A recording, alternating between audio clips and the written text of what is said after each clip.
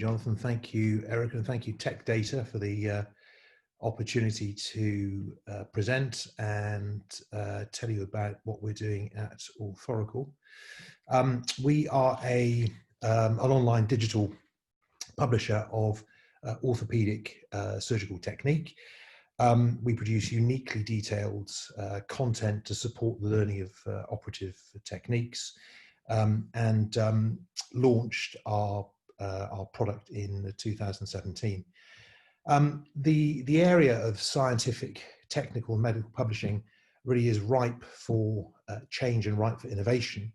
The area has been very much controlled by a handful of large publishers who've got a very profitable business model and really no reason to innovate. And indeed, there has been very little innovation in the space.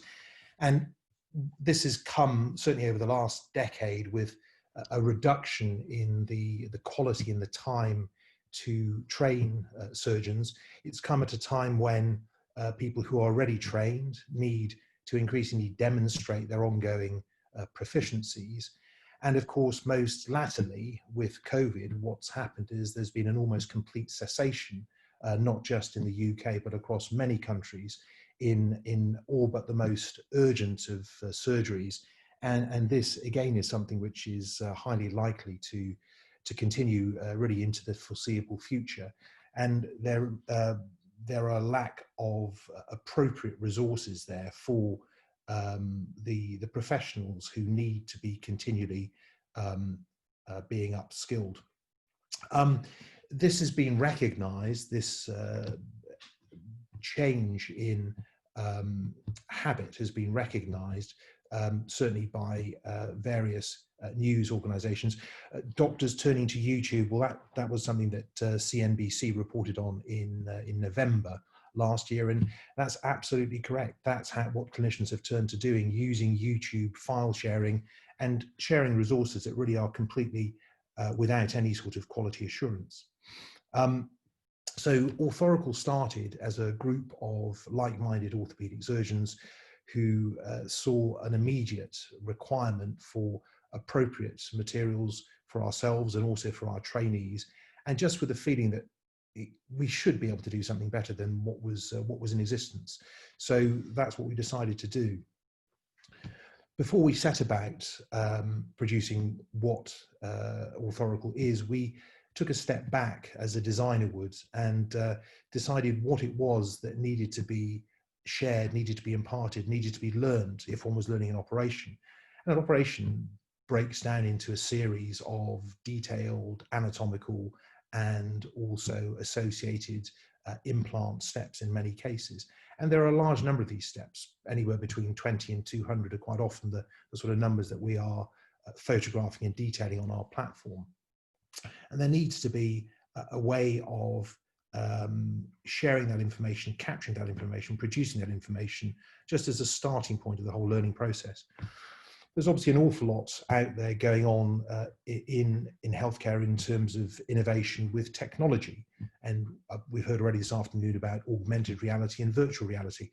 But the truth is that those solutions, innovative and helpful though they are, and definitely where the future lies, they are not yet fit for purpose in terms of the level of information that they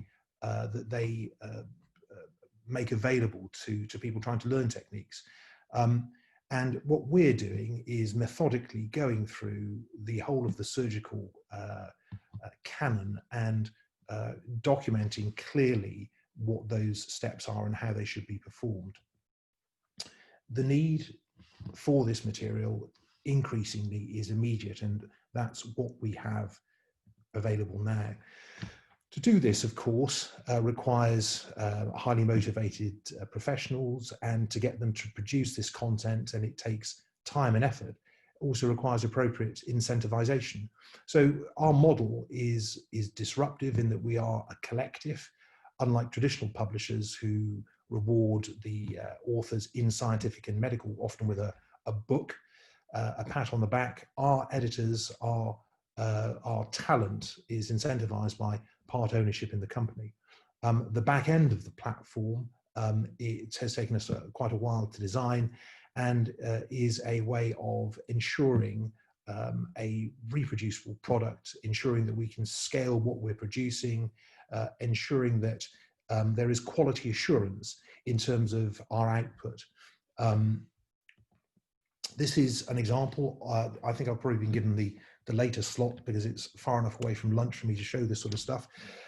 We publish new techniques twice a month, and as I say, what we do is use professional photographers with a protocol that we've developed, and we're recording throughout different centres in the UK and also now, in fact, internationally. And what a clinician will be able to see is a series of steps, and they can jump between the various different steps. They can look at why they might want to do a procedure. They can jump through to the manufacturer's implant information, which sits immediately there. They can look at how they're going to rehabilitate the patients. Key really is the quality of the images.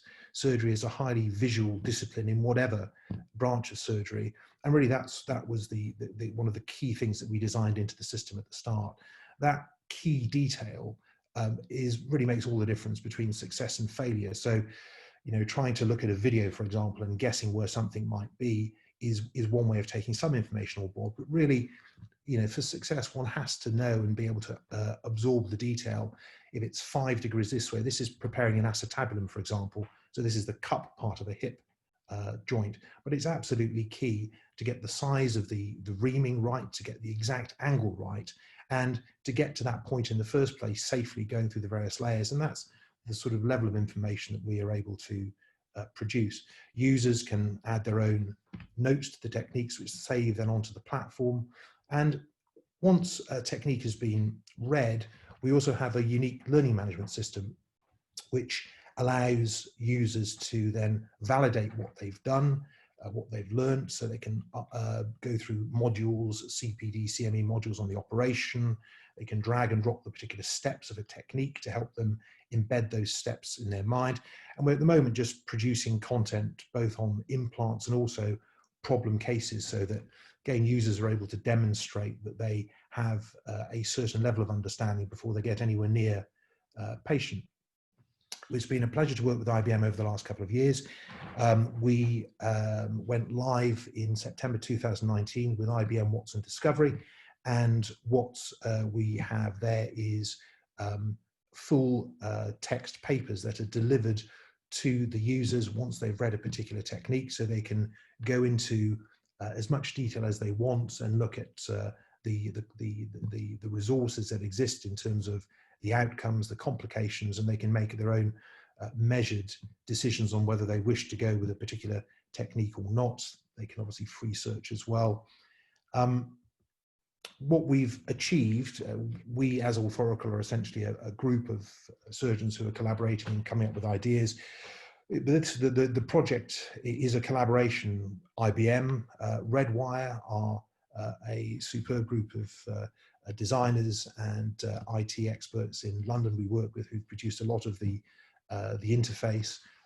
Filament are an SME and an IBM partner who are experts in artificial intelligence, and we've used their expertise with Watson and are continuing to use it in new innovative ways. And we also collaborate with the NHS, and in particular our photography services, who work to the protocols that we've developed with UHB in Birmingham. We've been multiply accredited in terms of the educational content and its appropriateness for surgical training at all levels. Our route to market in many instances is by collaborating with international organizations and then them making us available to their members. Most recently, that's been with the Association of Orthopedics and Traumatology in Argentina. And the South American market for us at the moment is a very interesting and huge, attractive market that we are just getting increasing traction with. As part of that, we are again using IBM Watson and in particular the translation services offered as a small company to translate our platform, which is significant already in terms of content.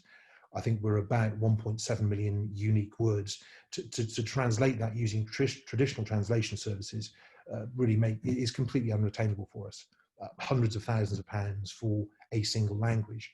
Whereas with IBM Watson, we're able to produce, together with Filament, a solution which will allow highly specialized orthopedic text to be produced ultimately by Watson once we've done enough quality assurance, and then we are able to provide a product for the South American market that at the moment doesn't exist at all. As a company, we're also expanding. As a group of orthopedic surgeons, we've realized that not everybody's good enough to be an orthopedic surgeon. So there are other surgical specialities. And really for any interventional procedure that is multiple steps, the interface that we've produced, both front end and back end, is equally applicable. And so at the moment, what we're doing is recruiting surgeons to work with us on a larger project, Surgical Oracle. COVID allowing, we're starting recording during the month of August, and we're also at the moment just getting further funding to expand into these initial 5 further surgical areas. I hope I've given you a bit of an insight into what we're doing, and maybe a bit of an interest in terms of what we're doing, and that really is as much as I have to say. So I hope I've sparked some interest.